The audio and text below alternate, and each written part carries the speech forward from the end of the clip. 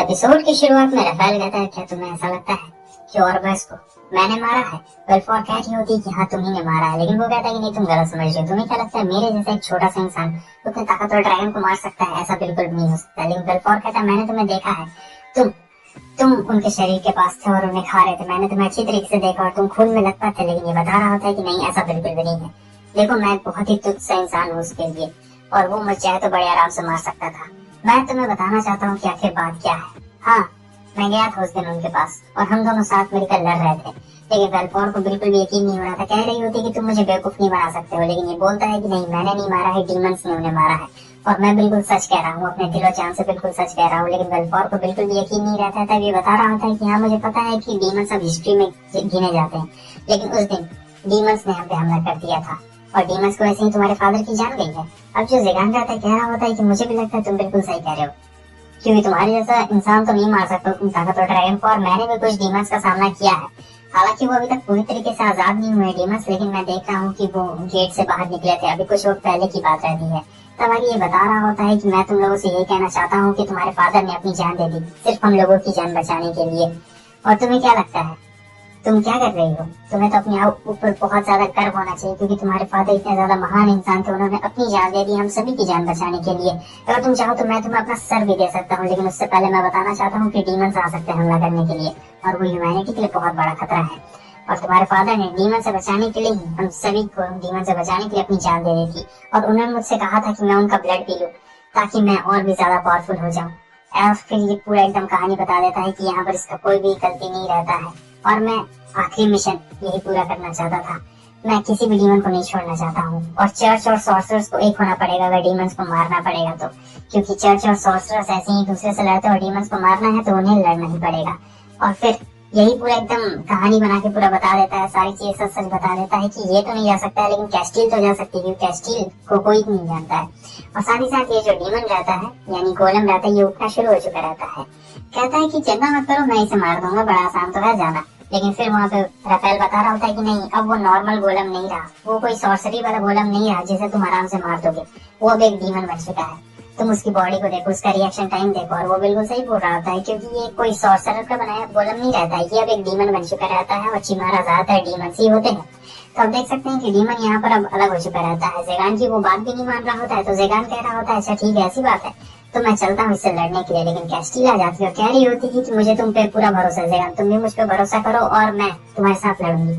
ज़ेगान कहता है कि तुम इतनी चालाक भी नहीं हो, तुम मुझे धोखा दे सकती हो, समझी, मुझे ये बात पहले से पता है। लड़ना है तो चलो चुपचाप लड़ते हैं, इसमें क्या है। वो कहती है तुम कॉम्प्लीमेंट दे रहे हो या फिर मेरी इंसल्ट कर रहे हो, लेकिन यहाँ पर तो अभी इन्हें लड़ना रहता है। सो जो कैस्टिल रहती है वो अब पहली बार अपने स्वॉर्ड का इस्तेमाल करने वाली थी, और फिर ये कुछ मंत्र पढ़ रही होती है जहाँ पर ये अपनी स्वॉर्ड का 100% पावर ड्रॉ कर रही होती है। तो ये जो प्यूरिफाई फ्लेम्स रहती है उसके स्वॉर्ड में से निकल रही होती है, और ये देख के सोच रहा होता है कि ये रफेल जितनी एग्रेसिव तो नहीं है, लेकिन पावर तो बिल्कुल उतनी ही लग रही है। अब दोनों एकदम रेडी रहते हैं। तो यहाँ पे जो गोलम रहता है वो हमला करने के लिए आ रहा होता है, लेकिन वो तुरंत ही आगे बढ़ चुकी रहती है और उसके हमले को ऐसे 2 टुकड़ों में काट देती है, क्योंकि वो चाहती थी कि जो हमारा ज़ेगान है वो बहुत क्लोज कॉम्बैट में जाकर उसे मार दे। और ज़ेगान देख के काफी ज्यादा खुश हो जाता है कि वाह इसने तो मेरे लिए रास्ता खोल ही दिया। फिर ज़ेगान जाता है और जाता है, मारता है, उसके हाथ पर एक जोरदार पहुंचा, उसके टुकड़े टुकड़े कर देता है। मगर बात यहाँ पे सिर्फ टुकड़े टुकड़े की नहीं रहती है, वो टुकड़े हवा में फ्लोट करने लगते हैं और एकदम पॉइंट बना लेते हैं, एकदम शार्प पॉइंट, और आते हैं सीधे हमारे ज़ेगान पे वार करने के लिए। लेकिन कैस्टिल सही में बहुत ज्यादा तेज रहती है, वो इतनी दूर से आती है और सारे टुकड़ों को काट डालती है। ज़ेगान ये स्पीड और पावर देख के हैरान हो चुका रहता है और सोच रहा होता है कि अगर हम लोग जिस दिन पहली बार मिले थे और उस दिन अगर इसने ये पावर दिखाई होती तो ये तो मुझे मार ही देती। लेकिन खैर छोड़ो, अभी तो बात यहाँ पे रहती है बहुत ही खतरनाक हमला जाता है। ज़ेगान उसे मारता है लेकिन उससे कुछ नहीं होता है। उसके बाद ज़ेगान अपना दूसरा चाल चलता है और अंदर से एकदम पावर एक्सप्लोड हो चुका रहता है और वो खत्म हो गया रहता है गोलम। वो पूछती है ये तुमने कौन सा हमला किया? तभी बताता है कि मेरा ये जो नया पावर है मैंने इसे खुद बनाया है, तो ये इन्वायरमेंट के आसपास की चीजों में जितना माना है सारे माना को एब्जॉर्ब कर लेता है और फिर अपने दुश्मन के अंदर मैं इसे इंजेक्ट कर देता हूँ और फिर एक ही बार में उस सारे माना को एक्सप्लोड कर देता हूँ, जिससे जो मेरा दुश्मन है उसके टुकड़े टुकड़े हो जाएंगे और वो पूरी तरीके से चारों खाने चित हो जाएगा। वैसे तुम भी कुछ कम नहीं हो, तुम भी बहुत ज्यादा ताकतवर हो कैस्टिल। अब ये एकदम शर्मा जाती है क्योंकि ज़ेगान ने इसका पहली बार नाम जो लिया रहता है। तो ज़ेगान ये कह रहा होता है कि वैसे भी तुम नेफिलिया के फ्रेंड हो तो तुम्हें तो इज्जत से मुझे बुलाना ही चाहिए। अब ये सुनकर वो थोड़ा सा दुखी हो जाती है, नेफिलिया के फ्रेंड से मुझे जानते हो? हाँ, मैं यहाँ पे तुम्हारा साथ देने के लिए आई हूँ, समझी। और फिर ज़ेगान को समझा रही होती कि मैं तुम्हारी तरफ से लड़ने वाली हूँ, ज़ेगान भी काफी खुश होता है क्योंकि वो उसे कोई चाहिए रहता है जो उसके पीठ पीछे उसका साथ निभा सके और उसे अच्छा लगे। लेकिन यहाँ पर तो कंडीशन खराब हो रही होती है रफेल की, काफी ब्लड लॉस हो चुका रहता है। ज़ेगान उसके पास आता है उसे हील करने के लिए और देखता है कि काफी ब्लड लॉस हो चुका है तो वो उतनी अच्छी तरीके से हील नहीं कर सकता है। तो यहाँ पे बता रहा होता है कि हाँ, मैंने बहुत सारे सॉर्सरर्स को मार दिया था, वैसे ये सब मेरी भी गलती है, लेकिन अब मैं कैस्टिल ये सब चीज तुम्हारे हाथ में छोड़ता हूँ। फिर ये पूछती है कि आखिर आपने ऑर्बस नाम क्यों रखा हमारे लीडर का, क्योंकि वो बता रहा होता है कि देखो अब तो वो जिंदा नहीं है, मैं उन्हें शुक्रिया नहीं कर सकता हूँ, लेकिन अब मैं भी जिंदा नहीं रहने वाला हूँ और इस केस में तुम मदद कर सकती हो। वैसे तुम्हें पता भी होगा कि तुम्हें कौन मारना चाहता था। और यहाँ पे ये पूछ रहा होता है कि आखिर तुमने इतने सारे सॉर्सरर्स को क्यों मारा। तब वो कहता है वो इसलिए क्योंकि वो मुझे देख के ताना मारते थे, मुझसे लड़ना चाहते थे। तुम बताओ, मेरा इतना प्यारा सा चेहरा है भाई, मैं किस एंगल से तुम लोग को डीमन लगता हूँ बताओ। वो लोग जब भी मुझे देखते थे अचानक से हमला कर देते थे। अब सेल्फ डिफेंस नाम की भी कोई चीज होती है कि नहीं, तो मैंने उन्हें मार दिया। अब ये गुस्से में कह रहा होता है तो तुम ऐसे एंटी ऑब्जेक्ट जैसा व्यवहार क्यों कर रहे थे। तब ये बोलता है मैं तो तुम्हें यहाँ बताने आया था कि कैस्टिल की क्या प्रॉब्लम है और उसके साथ क्या होने वाला है, लेकिन तुम लोग ने गलत समझ लिया। कैस्टिल यहाँ पे पूछती है तो हमारी पहली मुलाकात में आपने ऐसा क्यों पूछा कि आखिर तुमने कितने सॉर्सरर्स को मारा है। तब ये बोलता है कि वो तो मैंने इसलिए पूछ लिया था, अरे मैं अपना रैंक दिखाना चाहता था, मैंने इतने सारे सॉर्सरर्स को मारा है, थोड़ा बहुत डींगे हाँकना तो मेरा भी फर्ज बनता है ना। अब यहाँ पे ज़ेगान को काफी गुस्सा आता है और कह रहा होता है कि तुम बिल्कुल भी अच्छे नहीं हो, तुम जैसे दिखते हो वैसे हो नहीं। पीछे से बारबरोस कह रहा होता है तुम भी तो जैसे दिखते हो वैसे हो नहीं, बाहर से कुछ और अंदर से कुछ और। देता है उसके मुंह पे एक जोरदार पंच और कहता है कि तुम मेरे तरफ हो या फिर उसके साइड में हो। तो अब यहाँ पे जो रफेल रहता है उसे बता रहा होता है कि तुम्हें पक्का पता तो चल गया होगा कि आखिर तुम्हें कौन एलिमिनेट करना चाहता है। नाम वो नहीं बताता है, लेकिन फिर भी अब जो कैस्टिल रहती है उसे पता चल गया रहता है कि आखिर कौन उसे मारना चाहता है। यहाँ पे वो कह रहा होता है वेलफॉर को भी तुम चाहो तो मेरा सर ले सकती हो, लेकिन ये पूछ रही होती है कि आखिर बताओ कि मेरे फादर किस टाइप के ड्रैगन थे। वो बताता है कि तुम्हारे फादर एक बहुत ही गोल्डन टाइप के ड्रैगन थे, मतलब एक ऐसे ड्रैगन, मतलब जिनकी पीठ पे मैं बैठा था तो मुझे ऐसा महसूस हुआ कि मैं दुनिया में सबसे ज्यादा पावरफुल हूँ और तुम्हें तो गर्व होना चाहिए। ये कहने के बाद वो जाने लगता है क्योंकि कुछ मिशन रहता है और वो वापस जरूर आएगा। वेलफॉर अगर उसका सर चाहे तो वो अपना सर दे देगा, लेकिन ये कह रहा होता है ज़ेगान उससे कि देखो तुम्हें जो सही लगे वही करना। और हाँ, चलो हम नेफिलिया के पास चलते हैं, वो हमारा इंतजार कर रही होगी। तो वो लोग जाते हैं। नेफिलिया यहाँ पर कैसल के बाहर उन लोगों का इंतजार कर रही होती है क्योंकि रात बहुत ही दिन में बदल चुकी थी अब, और सब लोग आते हैं काफी ज्यादा खुश रहते हैं, किसी को कोई भी चोट यहाँ पे बिल्कुल भी नहीं लगी रहती है। दूसरी तरफ हमें चर्च में फादर को दिखाया जाता है जो एंजेलिक नाइट से पूछ रहे थे क्या तुम्हें कैस्टिल मिली। वो लोग कहते हैं कि नहीं सर, हमें कैस्टिल नहीं मिली, और इन एंजेलिक नाइट को बिल्कुल भी पता नहीं रहता है कि आखिर यहाँ पे हो क्या रहा है।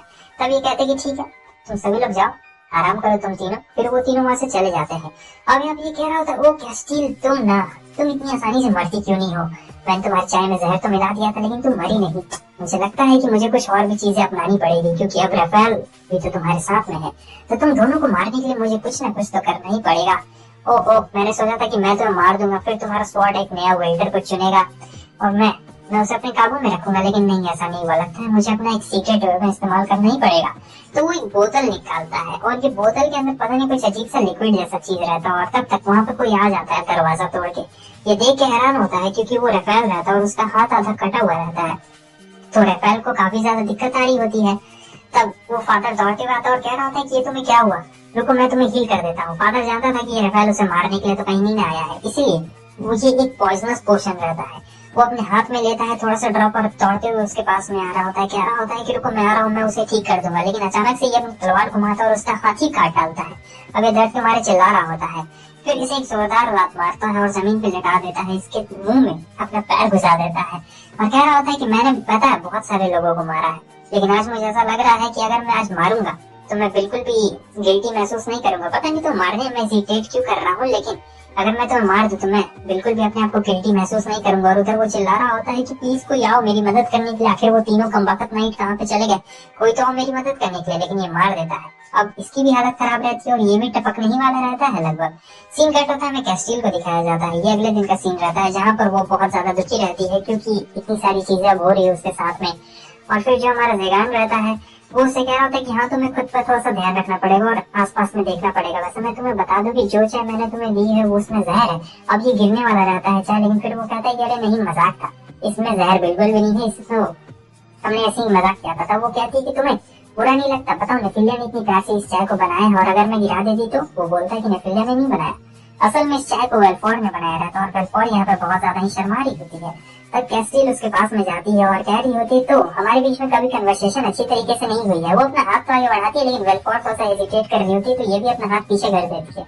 अब इसके जाने का यहाँ से वक्त आ चुका रहता है, ये जाने वाली रहती है चर्च में देखने के लिए, लेकिन तब तक जो वेलफोर्ड रहती है कहती है कि वापस से जरूर आना कैस्टिल। अब ये भी इसका नाम लेती है। कैस्टिल पूरा एकदम इमोशनल हो जाती है कि वाह, तुमने मुझे मेरे रियल नेम से बुलाया। वेलफोर्ड कहती कितना ओवर एक्टिंग करती है। कैस्टिल कहती कि ठीक है, अब मैं चलती हूँ। वैसे हाँ, तुम लोग सब अच्छे से रहना और यहाँ पे ध्यान रखना। तब पीछे से किसी का हाथ आता है और कहता है कि चलो तुम्हें पता चल गया कि आगे तुम क्या करना चाहती हो। और ये हाथ रफेल का रहता है। वो जब पीछे मुड़ के देखती है तो एकदम घबरा सी गई रहती है और कह रही होती कि ये क्या है। और रफेल यहाँ पे बता रहा होता है कि मैं बिल्कुल ठीक हूँ। ज़ेगान कहता है तुम उठ गया। और इधर ये एकदम हैरान रहती है कि आखिर ये क्या है, तुम लोगों ने मुझे बताया नहीं कि आखिर ये जिंदा है। मुझे लग रहा था कि ये मर गया है कल तक। और तुम लोगों की ज़ेगान का कोई भी एक्सप्रेशन नहीं रहता, देख सकते हैं कैसे खड़ा रहता है। लेकिन यहाँ पे ये कह रहा होता है क्यों, तो पता है मैंने भी चाय बनाने में मदद की थी और तुम एक नंबर की अनाड़ी हो, समझी। और फिर अपने डरावना सलूक से दिखा रहा होता है। वैसे अंदर से बंदा काफी सॉफ्ट रहता है। और फिर हमें ये बताया जाता है कि अब ये मास्टर बन गया रहता है ज़ेगान इसका। तो मास्टर बन गया रहता है, समझ में नहीं आता है कैस्टिल को कि आखिर ये तुम्हारा मास्टर कैसे बन गया। मतलब एक पहले नाइट था, अब ये देखो एक सॉर्सरर का बताओ गुलाम बन चुका है। और फिर हमारे ज़ेगान सोच रहे होते हैं कि कल कैसे रफेल की जान बच गई। असल में रफेल अपना सर उड़वाने के लिए आया था वेलफोर्ड से, क्योंकि उसने वादा किया था वेलफोर्ड को कि अगर वेलफोर्ड चाहे तो उसका सर उड़ा सकती है। लेकिन वेलफोर्ड यहाँ पे हेजिटेट कर रही थी कि क्या करना चाहिए। वैसे भी रफेल मरने की कगार पे था। लेकिन तब वो कहती है कि तुम मेरी तरह ज़ेगान के मतलब सर्वेंट क्यों नहीं बन जाते, उनका साथ क्यों नहीं देते हो, हम लोग तुम्हें नहीं मारेंगे। और ये उसका सही डिसीजन रहता है। पहले ही ज़ेगान ने उसे काफी अच्छी तरीके से बताया रहता है कि एक सही डिसीजन चुनना है। लेकिन ज़ेगान यहाँ पे खुद भी ये सोच रहा होता है कि इसका बाहर से जो लुक है ये अंदर से वैसा इंसान है नहीं। और ये किसी को याद कर रहा होता है। असल में ये अपने आप को याद कर रहा होता है कि मैं बाहर से मैं भी तो कितना इविल दिखता हूँ, लेकिन अंदर से हूँ नहीं। सब इसके बाद आगे हमें दिखाया जाता है जो वेलफोर्ड रहती कहती कि जरा आप 1 मिनट रुकिए। तो वो यहाँ पे अपना आर्मर का हाथ उसे लाके देती है, जो कि इसके हाथ में अटैच हो चुका रहता है। और बोल रही होती है कि मैं इसे अपने आर्मर के हाथ में इस्तेमाल किया करती हूँ। और फिर ये कह रहा होता है कि वाह, सिर्फ बाकी ज्यादा तेज नहीं है, बेटी भी उतनी ज्यादा तेज है, मैं जिंदगी भर तुम्हारा गुलाम बन के रहूंगा। वेलफोर्ड कहती है कि ये इंसान कितना ज्यादा ओवर एक्टिंग करते हैं, मानना पड़ेगा एकदम ओवर एक्टिंग की दुकान है ये सभी लोग। अब ये कहती है ठीक है अब मैं चलती हूँ, मुझे लगता है कि सिर्फ मैं ही यहाँ से जा रही हूँ। तब वो लोग का कोई एक्सप्रेशन नहीं रहता है। ज़ेगान कहता है कि तुम्हें जाना है तो जाओ, यहाँ पे तुम्हारे लिए कोई रुका हुआ बिल्कुल भी नहीं है। फिर वो कहती है कि ज़ेगान तुम क्या करने वाले हो। ये कहता है कि मैं कुछ नहीं, बस यहाँ पे थोड़ा सा जूस वूस पियेंगे, आराम करेंगे। अब ये काफी खुशी मन के साथ यहाँ से जाने लगती है। वैसे इसके सर के ऊपर बहुत ज्यादा खतरा रहता है, काफी लोग उसे मारना चाहते थे। हालांकि ज़ेगान ये बात बहुत ही अच्छी तरीके से जानता है कि कितने लोग उसके सर के पीछे पड़े हुए हैं। तब तक आ जाता है हमारा बारबरोस और कहता है तो बताओ। ज़ेगान कहता है कि जाओ उसके पीछे और उसकी रक्षा करनी है तुम्हें। बारबरोस कहता है कि मैं उसका कोई बेबी सीटर नहीं हूँ, समझे। ज़ेगान कहता है कि मैंने पहले ही तुम्हारे पेमेंट कर दिया, समझे। उस दिन तुमने वहाँ स्टोर में पैसे नहीं दिए थे। तुम्हारा काम है उसे सुरक्षित रखना और उसके ऊपर थोड़ा सा ध्यान रखना, क्योंकि तुम्हें पता है ना उसके ऊपर कितने सारे दुश्मन पड़े हुए हैं। तो अब जाओ। बारबरोस कहता है कि हाँ हाँ क्यों नहीं, मैं जाता हूँ। तो वो परछाई बन के जा रहा होता है और कैस्टिल को बिल्कुल भी नहीं पता रहता है कि बारबरोस उसके साथ में रहता है। मगर उनके जाने के बाद पता नहीं इसे क्या हो जाता है, नेफिलिया को ये एकदम उदास हो चुकी रहती है। तो ज़ेगान उसके पास में आता है और कह रहा होता है कि नेफिलिया क्या हुआ। नेफिलिया कहती है कि नहीं कुछ भी नहीं हुआ है। वो अचानक से इसका हाथ बहुत ही जोर से पकड़ लेती है और कह रही होती है कि मैं ये बस समझने की कोशिश कर रही हूँ कि आखिर यहाँ पर ये सब क्या हो रहा है। अब ज़ेगान सोच रहा होता है कि ये कुछ अनएक्सपेक्टेड थिंग है, मैंने ऐसा बिल्कुल भी नहीं सोचा था। लेकिन फिर वो नेफिलिया की तरफ धीरे धीरे आगे बढ़ रहा होता है और कह रहा होता है कि ये पक्का कोई ट्रिकी चाल है। फिर वो उसका चेहरा पकड़ लेता है और जो नेफिलिया रहती है उसकी आंखों में देखने लगती है और कह रही होती है कि लॉर्ड ज़ेगान ये चीज बिल्कुल भी सही नहीं है, आप फेयर नहीं खेल रहे हैं। और हमारा ये इसका आंख बंद कर देता और क्या होता है तुम काफी छोटी हो, तुम्हारे लिए ये सब चीजें बिल्कुल भी देखने की और सुनने के लायक नहीं है, समझी, तुम अभी बहुत ज्यादा छोटी हो। तो अब इसके बाद दिखाया जाता है कि वो लोग किस नहीं करते हैं, वो लोग बस हक करते हैं एक दूसरे को, लेकिन माहौल काफी ज्यादा रोमांटिक रहता है। तो दोस्तों मैं चाहता हूँ